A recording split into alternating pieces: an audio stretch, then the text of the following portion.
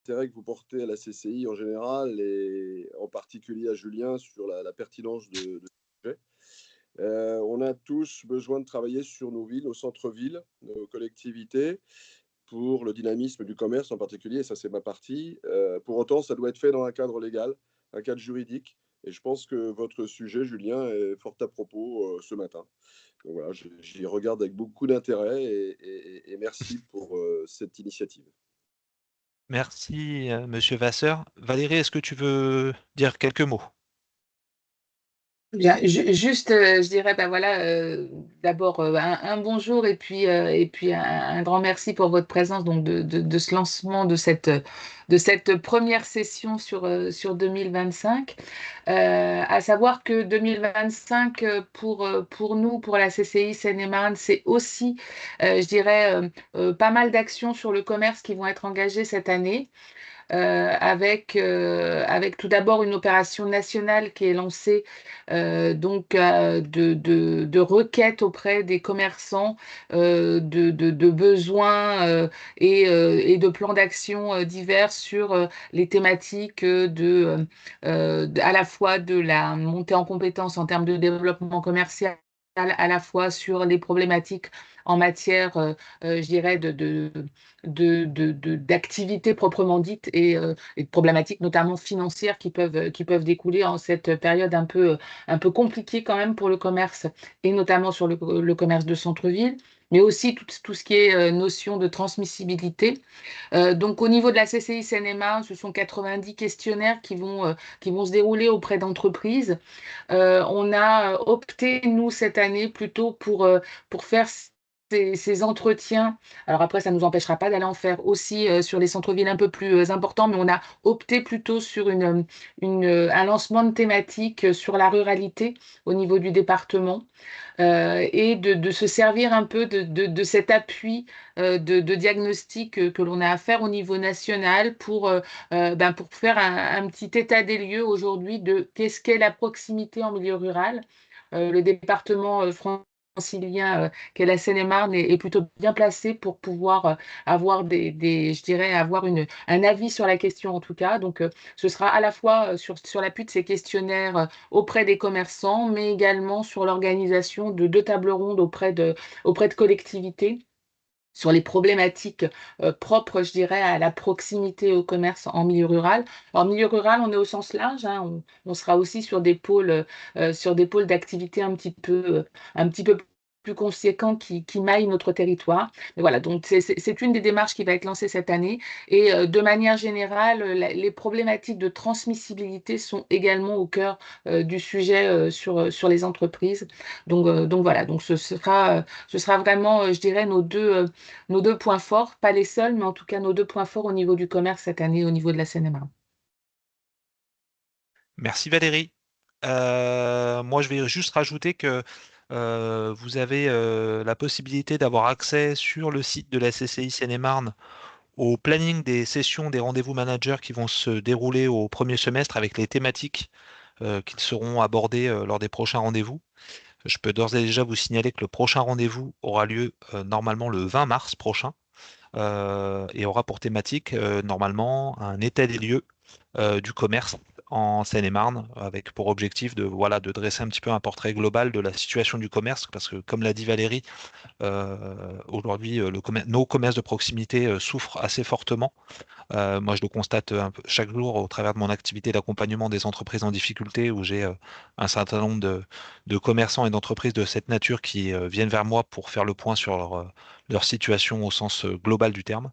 Donc, ça sera le sujet normalement de notre prochain rendez-vous qui aura donc lieu le 20 mars prochain. Et vous avez d'autres thématiques qui seront abordées d'ici à juin, notamment la question de la cybersécurité, la question des marchés forains, qui feront également l'objet d'ateliers comme celui que nous avons ce matin. Donc, aujourd'hui, je vous propose et je vous ai proposé d'échanger et d'avoir un petit peu une présentation un peu globale sur la question de l'occupation du domaine public par les activités commerciales, parce que c'est un sujet assez important pour vos territoires. Et notamment, moi, ce que j'ai constaté, et je me permettrai de faire comment dirais-je, un petit, Oui. Ouais. petit sondage pour savoir quels sont aujourd'hui les territoires qui disposent d'un règlement pour l'occupation du domaine public par les activités commerciales sur leur territoire respectif.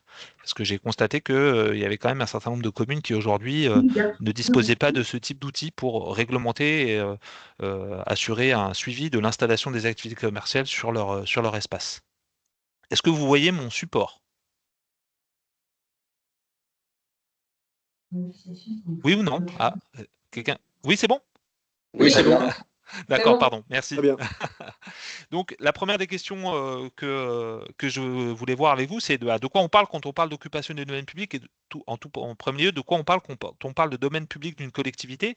Donc, le domaine public d'une collectivité, au regard du Code général de la propriété des personnes publiques, est constitué de tous les biens lui appartenant qui sont soit affectés à l'usage direct du public, soit affectés à un service public pourvu qu'en ce cas, ils fassent l'objet d'un aménagement indispensable à l'exécution des missions de ces services publics. Donc, effectivement, vous avez, vous, sur chacune de vos collectivités, chacun des espaces de la collectivité que vous représentez, des biens dont vous devez assurer la réglementation et la suivi quant à l'installation d'activités commerciales. Et notamment, donc l'occupation d'une activité commerciale, ça désigne quoi? Ça désigne l'utilisation privative d'un espace qui appartient soit à l'État, soit à une collectivité, soit à un établissement public pour y exercer une activité économique quelle qu'elle soit, que ce soit de la vente, que ce soit de la restauration, un événement commercial ou autre. Et donc, les règles juridiques de base qui encadrent l'installation d'une activité commerciale sur domaine public sont principalement contenues dans le Code général de la propriété des personnes publiques, qui est aujourd'hui, j'ai envie de dire, le support juridique sur lequel vous allez vous appuyer pour réglementer et connaître l'ensemble des bases juridiques quant à l'installation d'une activité commerciale sur le domaine public. Donc, la question première que vous pouvez vous poser, c'est aujourd'hui, en tant que collectivité, en tant que commune ou intercommunalité, comment vous pouvez réglementer l'installation d'une activité commerciale, pardon, sur le domaine public. Aujourd'hui, il y a plusieurs outils et règles juridiques auxquels vous devez vous conformer au regard du Code général de la propriété des personnes publiques et aux lois en vigueur. La première des choses, c'est vous pouvez définir des règles générales dans un règlement d'occupation du domaine public. Vous devez accorder des autorisations d'occupation temporaire. Vous devez, on le verra encore plus dans le cas des food trucks, puisqu'on verra le cas particulier des food trucks en fin d'atelier, lancer des appels à concurrence pour certaines activités. Bien naturellement, dans le cadre du règlement d'occupation du domaine public, fixer des redevances pour son occupation. Et enfin, bien sûr, contrôler et sanctionner en cas de non-respect des règles stipulées et prévues dans votre règlement. D'accord? N'hésitez pas, bien naturellement, à lever la main et à me poser des questions si vous souhaitez que je revienne sur un aspect que j'aborde à un moment donné. Donc, la première des étapes, c'est élaborer votre règlement d'occupation du domaine public. Du point de vue de la méthodologie et du cadre juridique, donc l'élaboration d'un règlement communal sur l'occupation du domaine public va nécessiter une approche méthodique pour à la fois assurer sa légalité, sa clarté et son applicabilité au niveau de votre territoire. Ainsi, avant de rédiger votre règlement, il est essentiel pour vous de définir les besoins spécifiques de votre commune. Est-ce que ça concernera les marchés, les terrasses, les chantiers, le stationnement?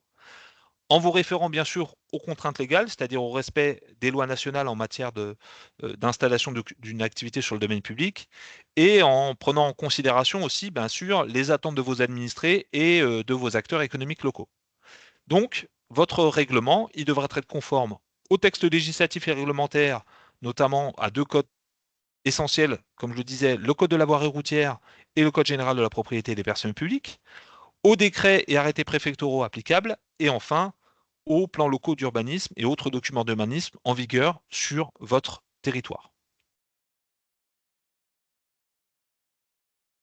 Pour ce qui est de l'élaboration et plus exactement encore du contenu du règlement d'occupation du domaine public que vous allez mettre en œuvre ou que vous avez d'ores et déjà sur vos territoires respectifs, quant à son élaboration. Donc la rédaction du règlement du domaine public se divisera donc en 6 parties. Donc un préambule qui va présenter le contexte, les fondements juridiques et les objectifs du règlement. un champ d'application qui va définir les espaces concernés par le dit règlement, c'est-à-dire est-ce que ça concernera les trottoirs, les places publiques, les parkings, et précisera les types d'occupation concernés. Est-ce qu'on sera dans le cas des terrasses, des kiosques, des échafaudages, des manifestations, de la vente au déballage, etc., etc. Il précisera également, bien sûr, les procédures d'autorisation qui seront déterminées avec des conditions d'octroi, c'est-à-dire le fait de réaliser une demande écrite avec un plan, avec une durée d'occupation, les critères d'examen retenus par la collectivité, notamment le respect de la sécurité et l'accessibilité, et enfin, bien sûr, les modalités d'attribution de ces dites autorisations d'occupation temporaire de l'espace public. Autre partie, bien sûr, contenue dans votre règlement d'occupation du domaine public, la question des redevances et des taxes. Donc, c'est là où vous allez fixer les tarifs et les modalités de paiement que pour l'occupation du domaine public et les éventuelles exonérations que vous souhaitez appliquer quant au règlement d'une redevance ou d'une taxe. On y reviendra un petit peu après. Et enfin, dernière partie et non des moindres, la question des sanctions et des obligations liées aux occupants du domaine public, notamment le respect, bien naturellement, des normes de sécurité et d'hygiène, le maintien de la propreté et du bon état du domaine public, et bien sûr les sanctions que vous appliquez en cas de non-respect de l'ensemble des obligations incombant aux commerçants auxquels vous avez délivré une autorisation d'occupation temporaire du domaine public. Donc la partie sanctions, elle va définir à la fois les autorités compétentes pour contrôler les sanctions et expliquer éventuellement les recours qui seront possibles pour les usagers auxquels vous aurez délivré l'autorisation en cas de litige. Donc comme je le disais, quoi qu'il en soit, pour l'élaboration de votre règlement d'occupation du domaine public, afin d'assurer une pertinence, il peut être pertinent pour vous de consulter vos acteurs locaux, bien naturellement les commerçants d'ores et déjà installés, vos riverains et bien naturellement vos services techniques quant à l'installation. Et votre règlement d'occupation du domaine public, il devra faire l'objet, d'un vote en séance de la collectivité, d'une publication dans le recueil des actes administratifs de votre collectivité, ainsi que d'un affichage sur les panneaux municipaux et sur le site web de votre collectivité. C'est bon jusque-là? Oui.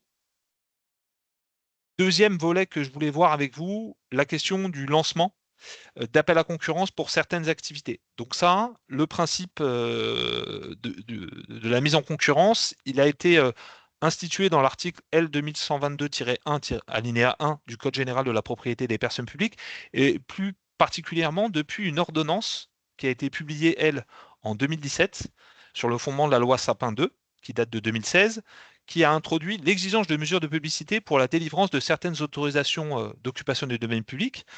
Donc ainsi, depuis 2017, donc depuis 8 ans maintenant, enfin bientôt 8 ans, l'autorisation d'occupation du domaine public en vue de l'exercice d'une activité commerciale ne peut être délivrée qu'après une mise en concurrence, par contre dont les modalités peuvent être librement fixées par l'autorité gestionnaire du domaine. Donc chaque collectivité définit les modalités de mise en application de ce principe de mise en concurrence à son échelle propre. Ainsi, la mise en concurrence ne s'imposera que si la délivrance du titre sera susceptible d'avoir une influence sur la situation du bénéficiaire sur un marché concurrentiel. C'est-à-dire qu'effectivement, dans le sens, ça sous-entend le fait que nécessairement la mise en concurrence pour l'installation, on y reviendra, d'un food truck doit être nécessairement réalisée. Si vous définissez une place, un emplacement, un place de stationnement sur lequel vous souhaitez voir l'installation parce que vous manquez sur vos territoires de ce type d'offres à destination de vos riverains et éventuellement des salariés qui travaillent sur le territoire d'implantation de votre collectivité, eh bien, vous avez obligation de faire une mise en concurrence pour choisir le ou les food trucks qui pourront s'installer sur le domaine public. Donc, il y a deux principales exceptions au principe. La première, c'est une exception d'ordre spatial. Donc, ça sous-entend qu'effectivement, dès lors que vous avez cette problématique de nombre de places pas limité, vous n'êtes pas dans l'obligation de lancer la mise en concurrence. Et l'autre exception au principe de mise en concurrence, c'est le principe d'ordre temporel, c'est l'occupation qui est de courte durée. Là, du fait de la brièveté de l'occupation, bah, il n'y a pas d'obligation de lancer une mise en concurrence de fait. Je ne sais pas si j'ai été clair. Ou pas. Concernant l'élaboration de votre mise en concurrence, donc bien naturellement, il faut établir un cahier des charges dans lequel vous allez préciser les conditions générales et particulières d'occupation, donc la durée, le montant de la redevance, les obligations qui encombrent à l'occupant, les règles d'urbanisme à respecter, les règles environnementales et sanitaires, notamment pour les food trucks, pour les activités alimentaires. Les critères de sélection des candidatures, donc la question de la qualité du projet, le montant de la redevance que vous allez demander aux candidats, l'impact sur leur environnement et éventuellement l'expérience du candidat. Et donc, dans ce cas-là, vous allez mettre en place une procédure avec un arbitrage et un calendrier des sélections. Quoi qu'il en soit, ce dossier de mise en concurrence devra faire l'objet bien naturellement d'une publicité, que la collectivité choisisse un support adapté pour pouvoir toucher le plus de potentiels candidats possible sur son périmètre géographique concerné, bien naturellement. En cas de doute, moi, ce que je vous conseille, c'est qu'il est préférable de choisir un support de diffusion large. Donc, votre site Internet peut être effectivement ce type d'outil de diffusion, parce que l'objectif, je vous dis, c'est de récolter le plus grand nombre de candidats possible.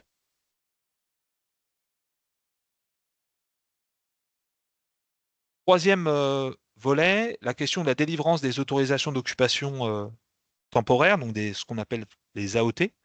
Donc là, toute personne physique ou morale souhaitant occuper le domaine public doit obtenir une autorisation d'occupation temporaire délivrée donc par l'autorité compétente. Une autorisation d'occupation temporaire, je vois que sur une faute, excusez-moi, j'ai mis un S, donc permettra au titulaire d'occuper le domaine public ou de l'utiliser de manière privative, c'est-à-dire dans des conditions dépassant le simple droit d'usage qui appartient à tous. Cette autorisation temporaire, elle doit être délivrée donc par la personne morale propriétaire ou gestionnaire du domaine public, en l'occurrence la collectivité en question, donc soit la commune, l'intercommunalité, voire le département, en fonction de là où sera positionné le projet d'installation de l'activité commerciale. Mais ce qu'il est important de retenir pour l'autorisation, c'est qu'elle sera personnelle, elle sera temporaire, précaire et révocable. Quand on dit temporaire, ça veut dire que c'est lié au principe d'imprescriptibilité et d'inaliénabilité du domaine public. Donc ça veut dire que l'autorisation d'occupation temporaire, elle sera délivrée pour une durée déterminée et pas ad vitam aeternam. C'est-à-dire qu'à un moment donné, vous devrez renouveler la délivrance d'une autorisation d'occupation temporaire pour une activité commerciale à laquelle vous avez délivré cette autorisation. En principe, cette autorisation d'occupation temporaire du domaine public, elle est également incessible. Ça veut dire que, de même qu'il n'existe pas plus de droit acquis au bénéfice d'une autorisation privative du domaine public, il n'y a aucun droit au renouvellement. Il n'y a pas d'automaticité quant au renouvellement de votre autorisation.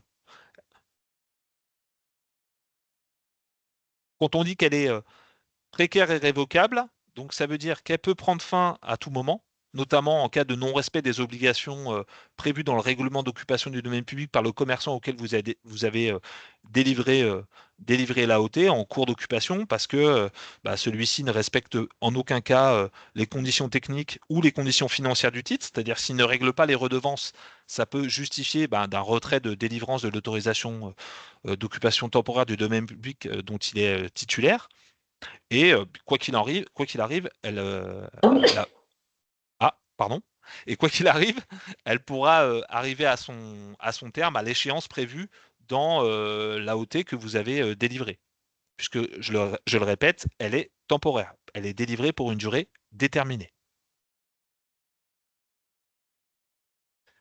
Donc, les différents types d'AOT, la première, c'est le permis de stationnement, donc qui est nécessaire lorsque l'occupation envisagée est sans emprise au sol, par exemple une terrasse ouverte, le stationnement d'un commerce ambulant comme un food truck, l'étalage. Là, la demande de permis de stationnement devra être effectuée auprès de la mairie ou de la préfecture en fonction de là où est situé l'emplacement, si l'occupation est faite sur une route nationale notamment ou départementale. Le permis de voirie, où là le commerçant a besoin d'un permis de voirie si l'occupation envisagée est privative avec emprise au sol, par exemple les terrasses fermées, les kiosques fixés au sol, etc. Donc là, la demande de permis de voirie est effectuée auprès de la mairie. Et enfin, le dernier cas, qui doit être le cas d'un certain nombre d'entre vous, la question du droit de place, notamment si vous avez des marchés forains sur vos territoires respectifs, où là, le droit de place permet d'installer un stand sur un marché ou dans les halles couvertes d'un marché. Donc ça, en fonction des cas, on y reviendra lors d'une prochaine session des rendez-vous des managers sur la question de la gestion des marchés forains. Tout dépend des modalités de gestion que vous avez de vos marchés. Est-ce que vous êtes en régie directe ou si vous avez euh, euh, délivrer la gestion de votre marché à un concessionnaire. En tout état de cause, la demande doit être faite donc soit auprès de la mairie si vous êtes en régie directe, du placier municipal ou de l'organisateur de l'événement, ou du gestionnaire, du concessionnaire, si vous avez confié la gestion de votre marché à un concessionnaire. Autre volet, la question des redevances pour l'occupation du domaine public. Donc là, hop là. Le principe, c'est que toute occupation privative du domaine public doit être assortie d'une redevance, sauf exception légale. Donc on y viendra lorsque notamment l'activité qui va solliciter l'installation sur le domaine public est une activité d'intérêt général, donc pas d'ordre commercial pour le coup. Donc là, la collectivité fixe librement le montant de la redevance sous réserve de respecter deux principes, le principe d'égalité et le principe de proportionnalité. Bien sûr, cette redevance, elle sera due en contrepartie de l'usage exclusif ou privatif d'un bien appartenant au domaine public et constituera en fait la contrepartie des avantages individuels que vous allez conférer aux bénéficiaires de l'autorisation d'occupation temporaire du domaine public que vous lui avez délivré. Donc, l'occupation privative du domaine public d'une collectivité territoriale est donc soumise à un principe général normalement de non-gratuité. D'accord? Les seuls cas dérogatoires où vous avez la possibilité de délivrer gratuitement une autorisation d'occupation temporaire du domaine public, c'est lorsque l'occupation ou l'utilisation est la condition naturelle et forcée de l'exécution de travaux ou de la présence d'un ouvrage intéressant un service public qui bénéficie gratuitement à tous, ou lorsque l'occupation ou l'utilisation contribue directement à assurer la conservation du domaine public lui-même. Donc là, on n'est pas dans le cas des activités commerciales, hein, vous l'avez bien compris, ou lorsque l'occupation est soumise au paiement d'une redevance sous la forme de baux ou de licences consenties à titre onéreux, où là, vous avez la possibilité, du coup, de délivrer gratuitement l'autorisation d'occupation du domaine public. Quoi qu'il en soit, la fixation de votre redevance d'occupation du domaine public, elle doit faire l'objet d'une délibération de l'organe délibérant de la collectivité, donc le conseil municipal, le conseil départemental, pour fixer donc le tarif. Et les modalités de calcul doivent être claires, justifiées et basées sur des critères objectifs pour assurer, comme je le disais, la transparence et la légalité de la redevance. Donc notamment, les critères de calcul, ça va être la valeur économique de l'occupation, la surface occupée, la durée de délivrance de l'AOT et le type d'activité exercée et les contraintes qui sont imposées par la collectivité. Donc de ce point de vue-là, vous avez la possibilité d'établir ce qu'on appelle des grilles tarifaires en fonction de la nature et de la localisation de l'occupation que vous allez délivrer à l'activité commerciale. D'accord? Donc c'est là aussi important parce que ça peut être une ressource financière aujourd'hui pour vos collectivités quant à l'installation d'activités commerciales sur le domaine public. J'ai constaté aussi qu'il y avait un certain nombre de collectivités, et on en reparlera à la fin du rendez-vous si vous le souhaitez, mais qui avaient certaines délivraient des autorisations de terrasse sans demander de contribution à leurs restaurateurs sur leur territoire respectif. Autre volet, donc la question du contrôle et des sanctions en cas de non-respect, notamment du règlement d'occupation du domaine public que vous aurez élaboré et mis en place. Donc là, vous avez plusieurs types de contrôles que vous pouvez assurer sur l'occupation du domaine public par une activité commerciale. Notamment, elle repose sur le principe de domanialité du public et les pouvoirs de police administrative de la collectivité. Donc notamment le respect des règles d'occupation et des redevances. Je ne sais pas si vous le savez, mais sur certains territoires, et notamment sur Paris Intramuros, la collectivité parisienne a une police des terrasses qui vérifie le respect des obligations imposées quant à l'installation d'une activité commerciale sur le domaine public et qui dresse des amendes en cas de non-respect du restaurateur quant à l'AOT qui lui a été délivrée par la collectivité. Bien sûr, le contrôle du respect des obligations, notamment au regard de l'imposition que vous pouvez avoir sur, par exemple, sur une terrasse, on peut être très très regardant sur à la fois la typologie du mobilier que vous souhaitez voir s'installer sur le domaine public. Vous avez des collectivités qui sont très regardantes et qui, par exemple, si je devais prendre l'exemple de villes dans d'autres départements franciliens, la ville de Sceaux, par exemple, la ville de Sceaux, elle interdit toute publicité sur sa terrasse. Et elle donne pour obligation l'installation de mobilier de qualité. C'est-à-dire, elle interdit, par exemple, le plastique sur les terrasses des restaurateurs souhaitant obtenir une autorisation de terrasse sur la ville de Sceaux. Bien sûr, les pouvoirs de police du maire. Je vous rappelle que le maire est le garant de la sécurité et de la tranquillité. Donc, on peut avoir des éléments tenant au non-respect de ses obligations et de la salubrité, des non-respects des obligations en la matière du commerçant qui peuvent justifier un contrôle et une sanction. Mais vous avez aussi la possibilité de déléguer le contrôle et le respect de ces conditions d'occupation du domaine public à un tiers. Donc, quels sont les différents types de sanctions que vous allez pouvoir appliquer en tant que collectivité? Donc, la toute première, on l'a vu, c'est la question de l'amende, notamment en cas d'occupation illégale ou non conforme. Par exemple, une occupation sans autorisation ou sans respect des conditions, vous avez la possibilité d'infliger une amende administrative. Le montant, bien sûr, de l'amende variera selon la gravité de l'infraction. Deuxième sanction possible, le démantèlement. Si l'activité commerciale ne respecte pas les conditions ou l'autorisation qui a été délivrée, la commune peut ordonner, bien sûr, l'enlèvement des installations et la cessation de l'activité. Quatrième sanction possible, la suspension ou le retrait de l'autorisation. Donc la commune pourra aussi décider de suspendre jusqu'à, pendant une durée déterminée, l'installation de l'activité commerciale sur le domaine public ou tout bonnement retirer l'autorisation à l'activité commerciale à laquelle elle l'avait délivrée de façon temporaire ou définitive. Et enfin, dans les cas vraiment les plus graves, les plus extrêmes, vous avez la possibilité d'entamer une procédure judiciaire pour faire cesser l'occupation illégale du domaine public et bien sûr demander des réparations pour les préjudices subis. Est-ce que tout va bien jusque-là?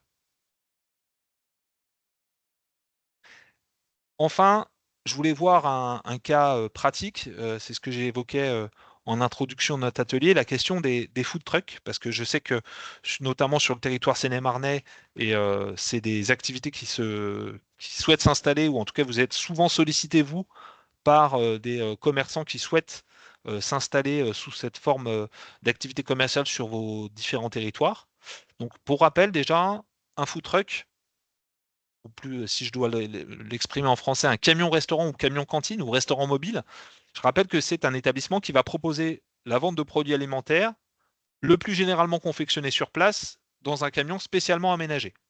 Donc ces restaurants mobiles, ils ont généralement pour souhait de s'installer dans des lieux très fréquentés et où l'offre de restauration classique est limitée ou éventuellement à l'occasion de certaines manifestations organisées notamment par la collectivité, le cas échéant. Donc là, lorsqu'un exploitant de food truck souhaite occuper le domaine public, les communes sont sollicitées, vous êtes sollicité, et généralement vous vous interrogez, vous, sur les autorisations à délivrer en ce qui concerne l'emplacement, ainsi que sur les autres réglementations applicables à cette activité.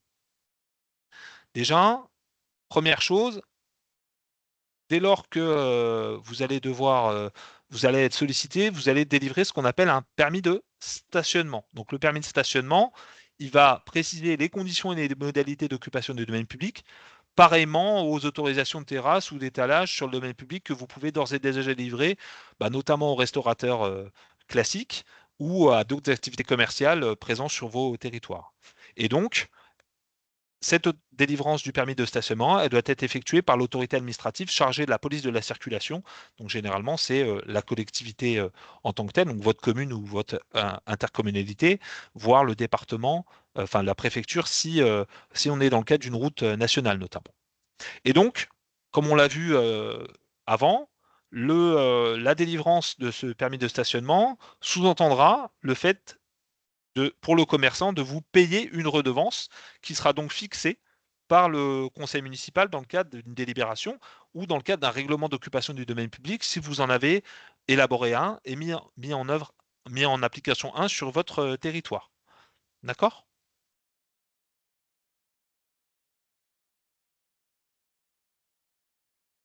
Tac, tac, tac, j'ai été trop vite. J'ai oublié, j'ai sauté une slide, si je ne m'abuse. J'ai sauté la slide du principe de la mise en concurrence qu'on a vu tout à l'heure. Donc, le principe de la mise en concurrence pour les food trucks, effectivement, c'est que l'organisation d'une procédure de sélection préalable assortie de mesures de publicité va être nécessaire. Quoi qu'il en soit, concernant les mesures de publicité, vous avez une marge de manœuvre qui est laissée totalement à votre discrétion, que ce soit au travers du journal local de votre collectivité, du site internet de la commune ou d'un bulletin officiel des annonces des marchés publics, le BOMP que vous connaissez sans doute. Vous avez une certaine liberté concernant les modalités de publicité. En tout état de cause, concernant les modalités de mise en concurrence, il en est de même. La procédure de sélection, comme on l'a vu tout à l'heure, les critères de choix des offres et les éventuelles négociations sont laissés au libre arbitre de la collectivité en la matière. Ainsi, vous avez la possibilité en tant que commune de limiter la mise en œuvre de la procédure de mise en concurrence à une procédure allégée, notamment lorsque la délivrance de l'AOT est envisagée à la suite d'une manifestation d'intérêt spontanée. C'est-à-dire que c'est quand vous êtes sollicité directement par un commerçant, vous avez la possibilité de mettre en place une simple procédure allégée quant à la mise en concurrence, quant à l'installation de l'activité commerciale sur le territoire. En tout état de cause, vous devez vous assurer par une publicité suffisante de l'absence de toute autre manifestation d'intérêt concurrente et qui pourrait, le cas échéant, remettre en cause l'installation de l'activité commerciale en question sur votre domaine public. Donc ça, je l'ai déjà dit, je m'en excuse, j'ai dû sauter une slide. Et enfin, dernière chose que je voulais voir avec vous, c'est effectivement le fait que, en tant que commune, vous êtes bien sûr en charge du contrôle vous pouvez assurer le contrôle de l'ensemble des domaines qui relèvent de votre compétence, notamment du pouvoir de police de la collectivité. Par contre, vous n'avez pas, vous, la possibilité de vérifier notamment les questions liées à la sécurité du véhicule, donc le fameux véhicule automoteur spécialisé qu'est le food truck. Ça relève de la compétence de la DREAL. C'est eux qui sont chargés de vérifier le respect des normes en la matière. De même que, bien sûr, vous n'êtes pas habilité à vérifier que le commerçant auquel vous allez délivrer l'AOT respecte ses obligations en matière de protection sociale, notamment de paiement des charges liées à l'URSSAF. En tout état de cause, ce que vous pouvez vous aussi contrôler, bien sûr, c'est la question du respect de la réglementation applicable en matière d'hygiène alimentaire. Là, vous avez, en tant que collectivité, le maire peut intervenir au titre de ses pouvoirs de police générale, et notamment, mais j'ai aussi là constaté en la matière que assez peu de collectivités, pour des raisons qui leur sont propres, disposent de services communaux d'hygiène et de santé susceptibles d'assurer ces contrôles et que généralement vous vous laissez cette compétence au service de la préfecture, de la direction départementale de la protection des populations qui va procéder au contrôle des respects des règles en matière d'hygiène alimentaire de vos activités commerciales alimentaires et notamment les food trucks ou les restaurants.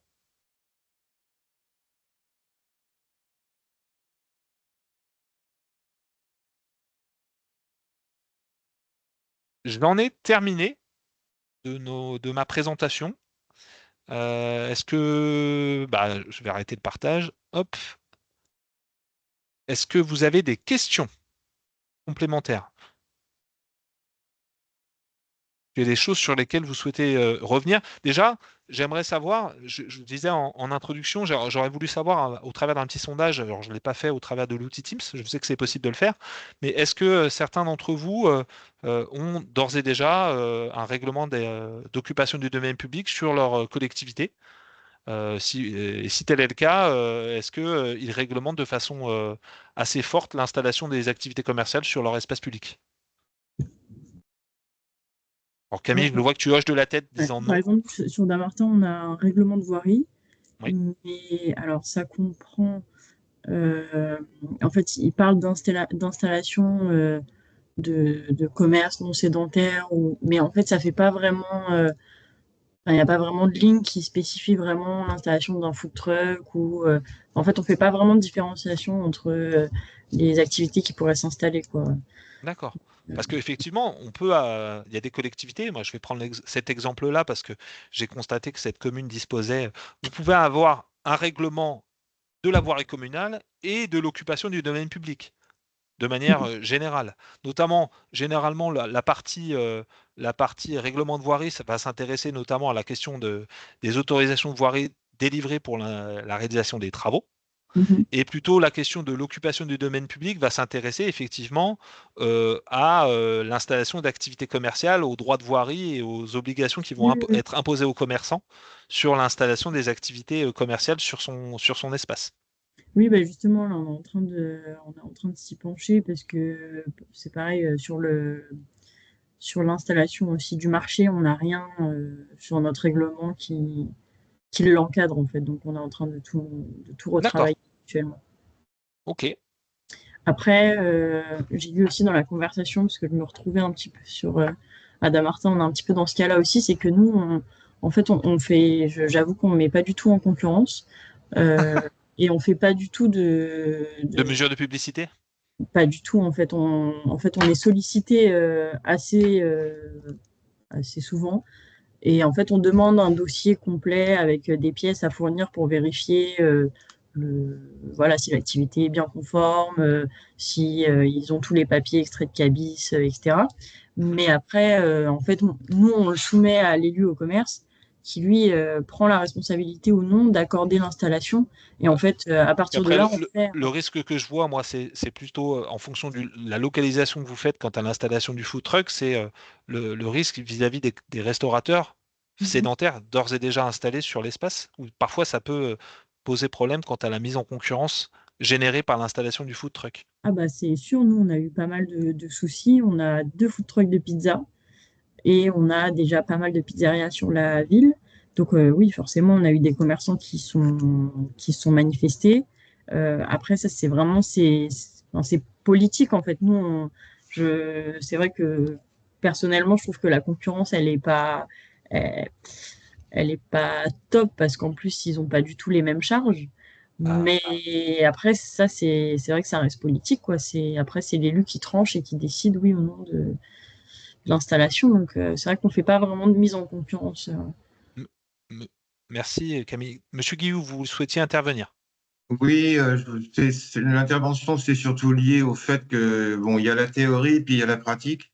Donc là, vous nous avez présenté une théorie qui est absolument parfaite et législative et qui comme ça devrait être, en fait. Mais je J'ai rappelle présenté quand même qu'il l'idéal. y a, Après, ouais, mais il y a quand même plus de 300 communes rurales en Seine-et-Marne, dans lesquelles, si vous voulez, à la limite, quand il y a un gars qui arrive en disant est-ce que je peux installer un camion pizza ou un food truck ou un truc comme ça, pour le maire, c'est un messie qui tombe. Et ce qu'il fait, c'est qu'il essaye de l'accueillir de n'importe quelle façon, même en lui mettant au pire gratuit l'électricité en tirant lui-même le câble. Et on est un petit peu déçu quand au bout de 8 semaines, il nous dit bah, finalement, j'arrête chez vous, je vais aller voir à côté parce qu'ici, ça marche pas très bien. Voilà, mais donc c'est c'est effectivement, pour ça que je disais, ce que vous nous avez expliqué, c'est comme ça que ça devrait être. c'est pour ça que Mais je disais, c'est dans la pour ça que je dis, pratique, c'est pas du tout ça. En fait, au moins pour ce qui concerne le milieu rural. Et là, effectivement, en plus de nous, si vous voulez, dans des villages où il y a rien, la concurrence est relativement minime. bah, c'est pour Donc ça. voilà. De ce point de Par vue-là, contre, effectivement, quand vous êtes sur des petites villes disons, qui ont un certain nombre qui de commencent à avoir commerce. de la dimension, effectivement, là, il y a une problématique parce que s'il y a effectivement une pizzeria sédentaire et il y a le gars qui vient mettre son camion en face, forcément, ça se passe mal. Voilà, c'était Non, ma mais petite observation. c'est pour ça que je parlais de procédures allégées pour la délivrance d'une AOT, notamment lorsque, effectivement, on est dans le cadre d'une manifestation d'intérêt spontané et notamment lorsque l'environnement commercial de la commune en question, j'entends bien, hein, je connais un petit peu Bouleur, je connais un petit peu les communes assez rurales, nécessairement l'absence de commerce sédentaire sous-entend le fait qu'il y aura assez peu de mise en concurrence. Oui, c'est pour ça que je vais juste dire que vous mettez à disposition un espace public pour l'installation d'une activité commerciale suffit. Il n'y a pas forcément besoin d'une publicité au sens et d'un process de mise en concurrence fort pour la délivrance de l'AOT. Mais il faut malgré tout délivrer l'AOT. On est d'accord. Oui. D'autres réactions, d'autres. Est-ce qu'il y a des collectivités? Monsieur Glory, pardon. Allez-y, Oui, je vous en prie. nous en fait, c'est Madame Gérard. On avait une question concernant les événements. En fait, comment ça se passe? Puisque nous, en fait, on a plusieurs week-ends d'événements et notamment une grosse foire d'automne. Est-ce que sur ce week-end-là, il faut aussi demander une autorisation d'occupation temporaire, une mise en concurrence, parce qu'on a une 60aine d'exposants, mais c'est simplement un week-end. On a des food trucks, on a des producteurs, des artisans. Comment ça se passe? Vous délivrez par rapport. C'est vous qui êtes l'organisateur de l'événement? Oui, oui. Bah, vous faites une mise en concurrence par rapport à la délivrance d'une autorisation d'occupation du domaine public et à la sélection des food trucks qui vont s'installer à l'occasion de cet événement, normalement. D'accord, donc ça veut dire que pour l'ensemble des exposants, en fait, c'est comme notamment pour les exposants alimentaires. Je parle pas des exposants autres, hein. Là, on est vraiment dans le cas d'occupation du domaine public pour le volet alimentaire. Nécessairement, vous faites une mise en concurrence et vous par rapport à un dossier que vous allez élaborer de critères de délivrance de l'AOT pour l'installation à l'occasion de l'événement. Notamment si l'espace sur lequel va s'installer le food truck est un espace dont la ville est gestionnaire. D'accord, mais donc les food trucks, mais nous, dans nos exposants, on a des artisans d'art, on a des artisans de bouche et on a aussi des producteurs. Donc, oui, comment ça se passe? C'est le règlement de la foire, c'est le règlement de l'organisateur de la foire. Si je devais faire un parallèle, vous avez un règlement qui est mis en place notamment sur des foires de taille plus importante peut-être que celle que vous organisez sur votre espace. Je pense à la foire de Coulommiers, où là encore, la ville de Coulommiers, qui est l'organisateur, précise les conditions d'installation et réglemente les conditions d'installation des commerçants à l'occasion de la foire. Oui, en fait, on a un règlement pour notre foire, mais Ouais. on ne fait pas forcément de mise en concurrence et d'autorisation d'occupation temporaire. Alors, ils s'installent bien sur le domaine public à l'occasion de la foire. Donc, la foire, elle est réglementée et encadrée au travers d'un règlement.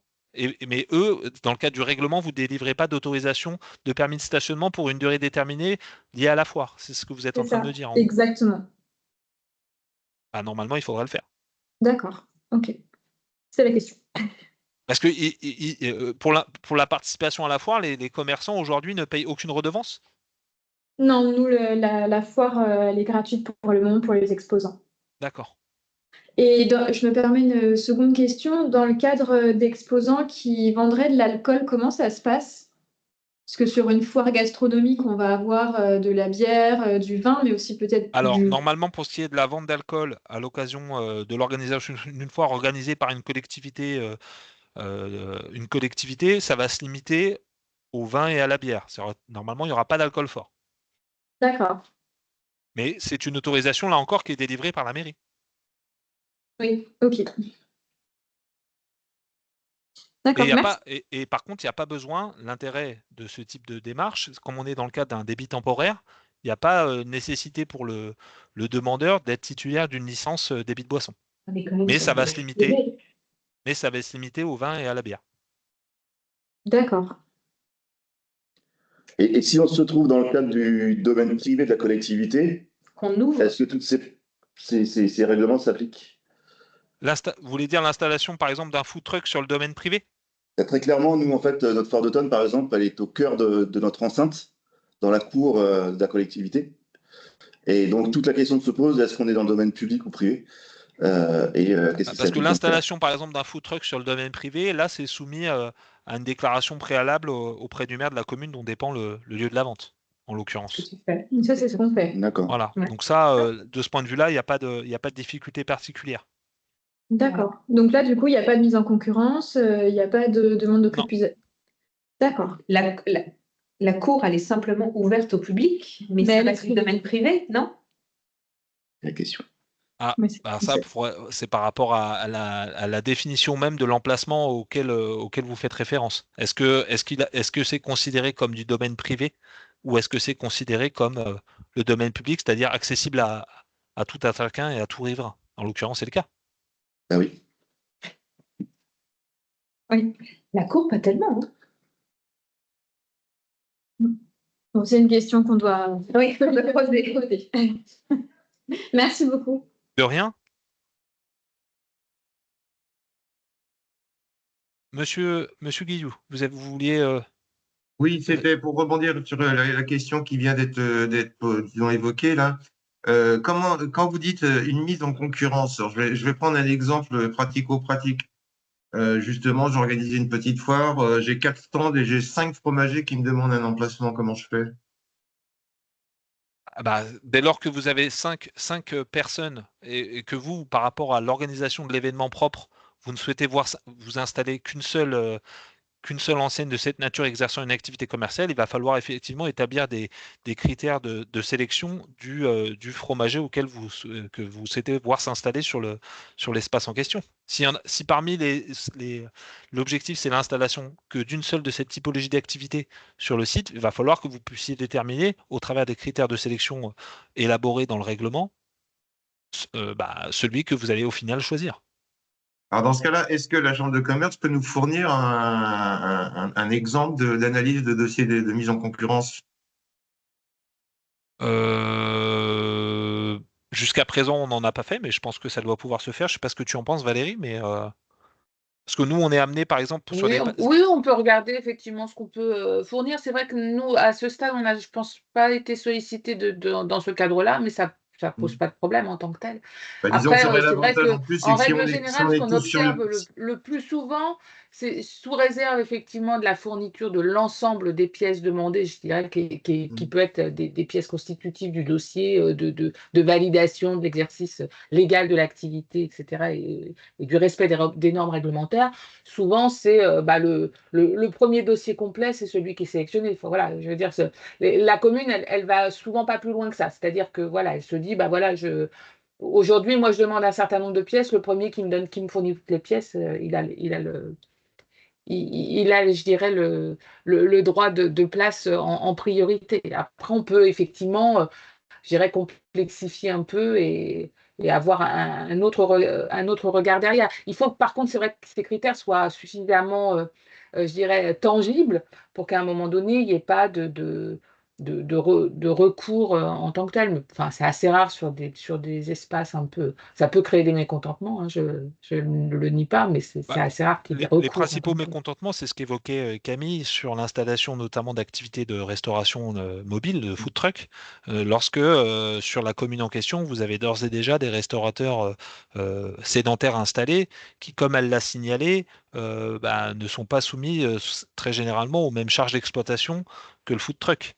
Donc nécessairement, lorsqu'ils voient l'installation de cette nature d'activité, comme l'a dit M. Guillou, en milieu rural, c'est plutôt une aubaine et on est plutôt à la recherche de food trucks qui seraient susceptibles de venir s'installer pour pouvoir proposer leurs produits et leurs services aux riverains de la commune rurale en question. Mais en milieu un petit peu plus urbanisé, effectivement, parfois, ça crée des tensions du fait de l'installation et de l'impact commercial que va avoir l'installation du food truck vis-à-vis des restaurateurs d'ores et déjà implantés, par exemple. Notamment si en plus vous leur. Enfin, parce que parfois, vous leur faites pas payer de redevances. Normalement, c'est une obligation, hein, je rappelle, hein, il n'y a pas de non-gratuité quand on s'installe sur le domaine public. Sauf cas exceptionnel, sauf cas d'intérêt général. Donc bon. Est-ce qu'il y a des collectivités qui ont des règlements aujourd'hui et qui les mettent en application, je ne sais pas, sur la ville de Chelles, par exemple, Pierre, ou sur la ville de Fontainebleau, Marion, vous avez un règlement d'occupation du domaine public?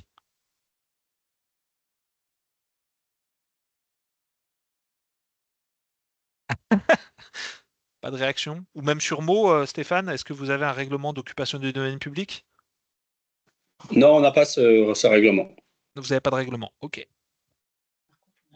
Mais c'est vrai que j'ai constaté, moi, sur un sujet tenant, parce que je suis, pour rappel, je suis formateur à la CCI pour les créateurs et repreneurs de cafés, hôtels, restaurants. Et notamment, j'ai constaté qu'il y avait beaucoup de collectivités qui aujourd'hui ne mettaient pas en place un règlement des étalages et des terrasses sur le domaine public. Et du coup, ne demandaient pas de rétribution financière aux commerçants qui installaient des tables et des chaises sur l'espace public. Ah, Marion n'arrive pas à enlever le micro. C'est embêtant. Je ne sais pas si je peux le faire moi, mais je pense pas. Non.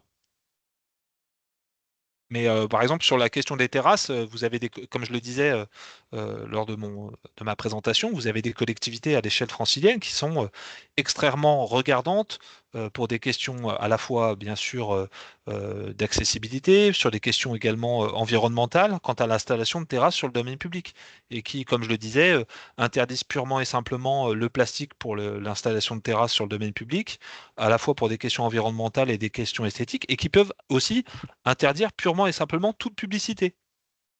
Que ce soit pour une boisson alcoolisée ou d'avoir des fameux parasols d'une marque de boisson sans alcool, quelle qu'elle soit, pour des questions d'esthétique, ne souhaitent pas voir s'installer ce type de terrasse sur le domaine public. Donc aujourd'hui, vous pouvez être, en termes de réglementaire, assez précis sur la nature et les conditions d'installation d'activités commerciales sur votre domaine public. Et donc ça, pour les chartes des terrasses, pour la terrasse, c'est des choses qu'on met dans le règlement. Exactement. Okay. Parce que nous, c'est vrai qu'on envisageait de faire une charte des terrasses, mais on pensait que c'était comme la charte des devantures, que c'était quelque chose de l'ordre du conseil et pas vraiment. Non, on peut être très regardant et notamment définir aussi une largeur minimum dont dispose l'établissement devant son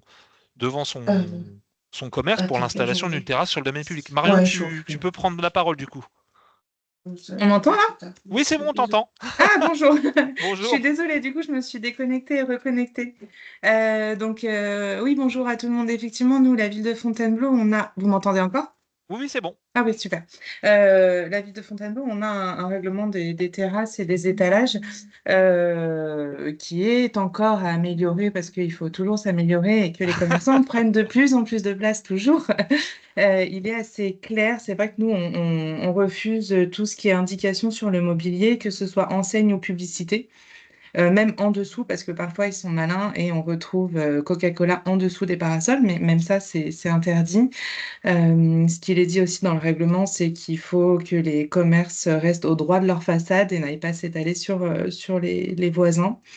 Bon, après, nous, on a toujours des questions et surtout sur les terrasses parce que il y a des boulangeries qui demandent à avoir des terrasses, mais quand il n'y a pas de WC à l'intérieur, on se pose toujours la question, est-ce qu'ils ont le droit d'avoir une terrasse ou non? Voilà. Après, tout ce qui concerne les food trucks, nous, la ville, on refuse les food trucks pour ne pas amener de concurrence aux commerçants qui sont déjà en ville, sauf pour les manifestations ponctuellement. Et là, on lance un avis d'appel à concurrence à chaque fois. Voilà, c'est ce que je disais, c'est-à-dire autant sur une collectivité comme Fontainebleau, ça s'entend effectivement que la mise en concurrence, notamment quant à l'installation d'une activité food truck soit mise en œuvre du fait de la présence forte d'activités de cette nature d'ores et déjà implantées sur la commune. Mais c'est effectivement sur les communes plus rurales, comme le signalait M. Guillou ou Mme Bourdier, on peut sous-entendre le fait que la mise en concurrence soit très très allégée du fait de l'absence de ce type d'activité sur leur espace. Après, tout à l'heure, il y a quelqu'un qui demandait des exemples d'avis d'appel à concurrence. Nous, ils sont visibles sur le site de la ville, sur les réseaux. Il est possible de les retrouver pour avoir des exemples. Ah bah ça c'est plutôt c'est aussi l'objectif de ces rendez-vous-là, hein, c'est de bénéficier des retours d'expérience et des pratiques mises en œuvre par les uns et les autres qui pourraient être dupliquées ou en tout cas reprises sur d'autres territoires, bien naturellement. Est-ce qu'il y a d'autres questions? Bien sûr, le PowerPoint vous sera adressé, hein.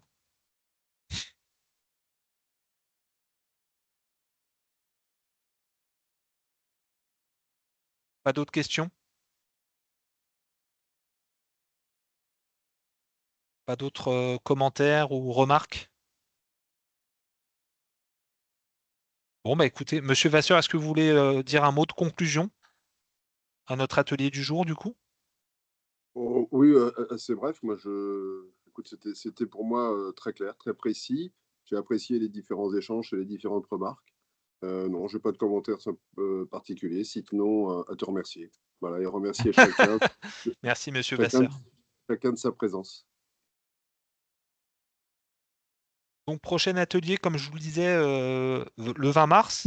Donc, et comme l'a signalé Valérie, on va revenir vers vous, notamment vers les territoires un petit peu plus ruraux pour la mise en place et la mise en œuvre de l'opération nationale d'accompagnement du commerce 2025, l'opération nationale. Donc, notamment pour en faire bénéficier en tout premier lieu les commerces un peu plus en milieu rural. Donc l'ensemble de l'équipe reviendra vers vous pour identifier éventuellement les commerçants qui pourraient être pertinents d'aller rencontrer pour identifier leurs besoins sur l'ensemble des éléments qu'a évoqué Valérie, que ce soit la question réglementaire, la question de l'emploi, la question de la transmission, etc., la question de la transition numérique, la question de la transition environnementale, voilà, tous ces éléments en lien avec la situation de leur commerce au sens large du terme.